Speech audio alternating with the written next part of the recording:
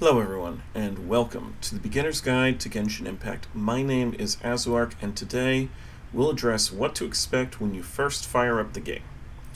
You'll obviously have to download the game and make an account. I'm going to let you handle that part on your own, but here's what you'll see once the game starts up. On the title screen, your first decision is which region to play in. You should probably pick whatever's closest to where you actually live. However, it's worth noting that each of these servers represents a completely separate account. Although I live in North America, I'm going to be grabbing my footage from the Europe server because I've been playing for over 4 years on North America, and my Europe account is brand new. Also, note that while the minimal co-op in Genshin is not the focus for most players, you will only be able to join a player on the same server.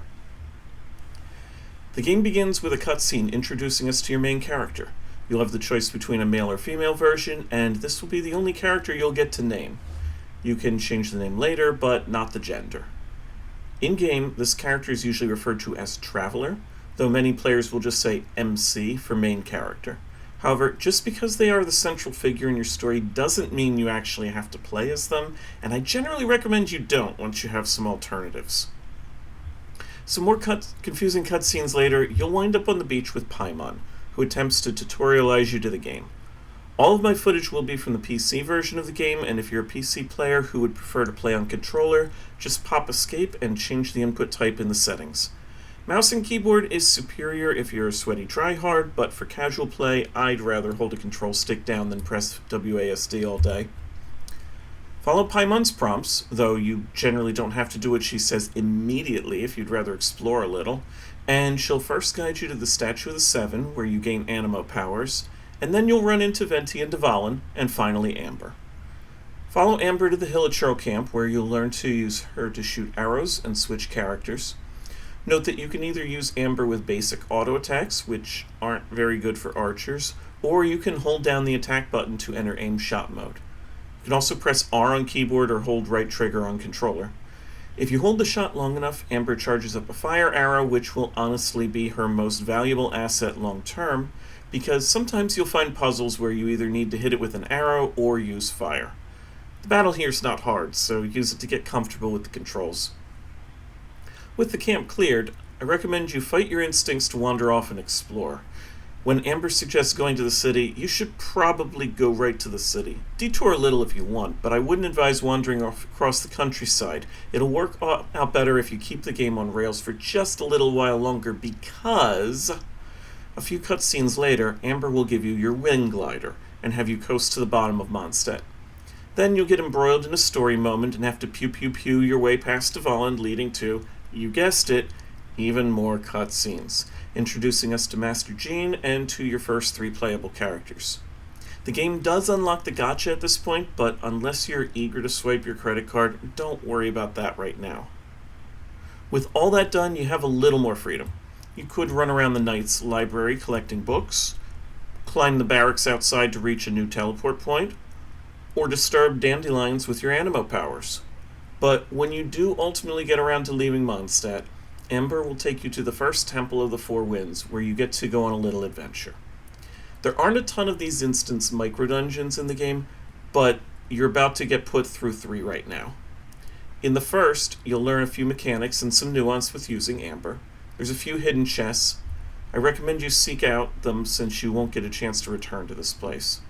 Beyond that, there's probably not much more to say beyond kill the monsters, complete whatever objectives the game asks of you along the way. At the conclusion, the game is going to guide you to 2 more temples, where you'll be introduced to Lisa and Kaya and how to play them. Kaya is a melee character who uses cryo. His elemental skill is on a very short cooldown, so I'd practice switching to him, using it, and then switching back off every few seconds. As a Catalyst user, which is a fancy way of saying she's a mage, Catalyst is her weapon type, Lisa's a bit harder to control. Her elemental skill wants you to hold down the button while it charges up, and then release it to detonate Electro on all the enemies nearby, but she is vulnerable when you use it. Also note that her basic attacks do not do physical damage. She literally cannot kill an Electro slime, because it will be immune to all her damage.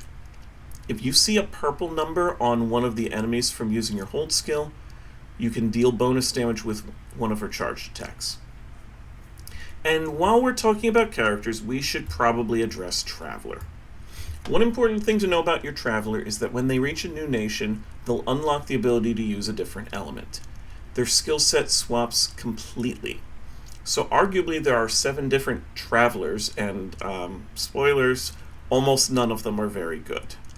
The Animo version uses an elemental skill that expects you to hold the button, which sucks enemies towards you, and then repels them with a burst of wind. Their burst creates a mini tornado that carries enemies away. Usually, you want to bring enemies towards you to fight them, rather than pushing them away, so neither of these are helpful, and the damage kinda stinks.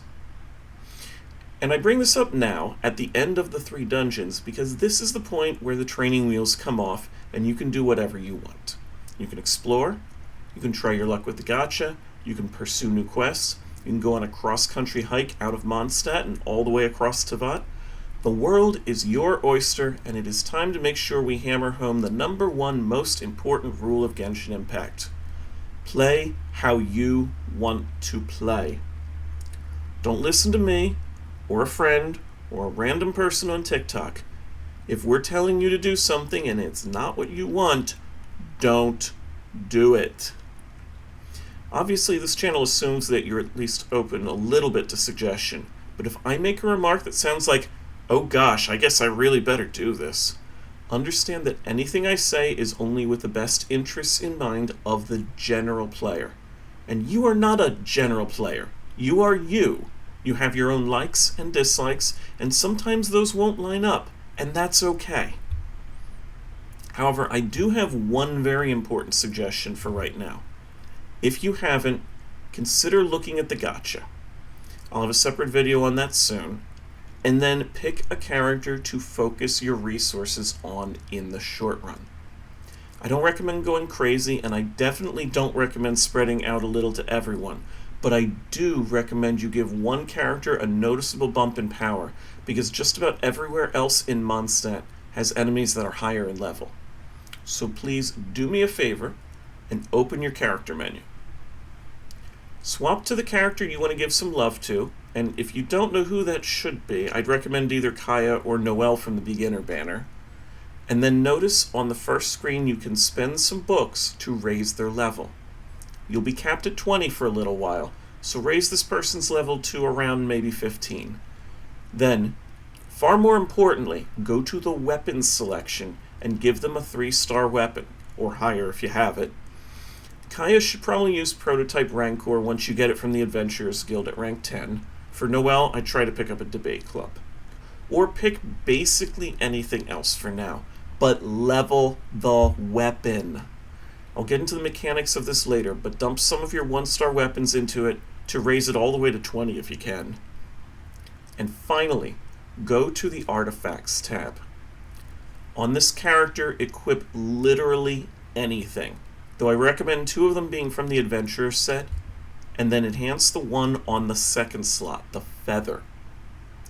Just like improving the weapon, improving your Feather will noticeably increase your character's attack stat, which means you will hit much harder than you would have.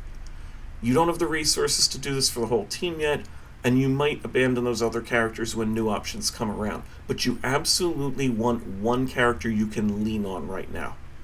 Genshin Impact's combat is all about character swapping, so we'll want to nail down a full team eventually, but right now you need someone to carry you. Trust me when I say this will make fighting monsters much, much faster. And if this last section of the video didn't make a whole lot of sense, don't worry, I'm going to talk about it again tomorrow in more detail. So until then, thank you for watching, and I hope to see you in the next one.